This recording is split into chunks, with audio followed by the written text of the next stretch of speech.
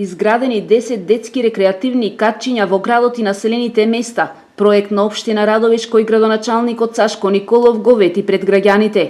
За 2 години градоначалникот Николов, покрај реализацијата на неколку други капитални проекти од областа на инфраструктурата, кои опфаќаа изградба на улици, канализации, спортски игралишта и друго, успеа да го реализира и проектот наменет за најмладите. Први од ваков вид беа детските рекреативни катчиња Марди и Липа во Радовиш, кои беа целосно опремени со најсовремена урбана опрема и играчки за забава и рекреација на дечињата.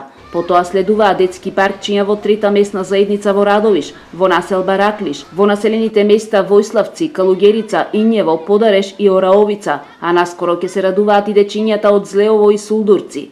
На запоставените и руинирани централни подрачја во населените места никнаа прекрасни современи катчиња за одмор и релаксација, кои дечињата и повозрасните ги користат посебно во попладневните и вечерните часови. Сега е супер. Децата се нон-стоп тука. Ги чуват ли реквизитите? Еве, добро е уредено и дали сето тоа се чува? Да. Многу убаво, градоначалник што направил децата задоволство, гледаш ли как се играт и ние старите поред нив уживаме тука, разладуваме се. Но каде повозрасните излегуват?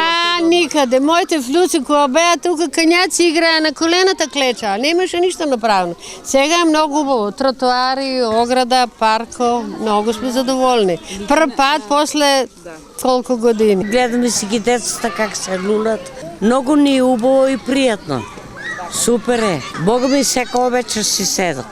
Тука живееме во близина и да, често доаѓаме, да. Ова е многу добро за децата, да, супер е. Се сака одржување, мора да се чува малку тука, нормално. 9, 10, тука е убаво, има многу деца, се дружат децата.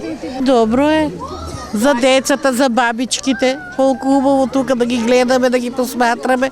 Многу убаво и од цел град доаѓат. Безбедно ли е овде? Безбедно? Па мислам дека е безбедно. Това е убавина. Се е убаво, само не се многу пази.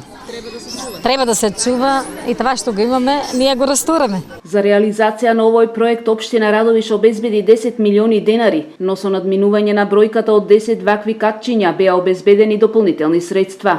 За грижа и оддржување на истите, како и за чување на урбаната опрема се вработија 10 лица од општина Радовиш. Паралелно со реализацијата на проектот за детски паркчиња беа изградени и повеќе мултифункционални спортски игралишта во градот и населените места од страна на Агенцијата за млади и спорт и општина Радовиш.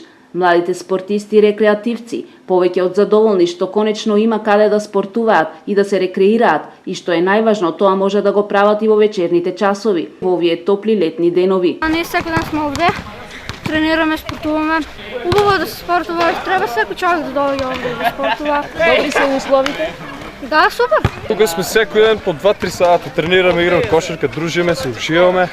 Спортски живот, најлош живот што може да постава. Да, претходно каде се за младина.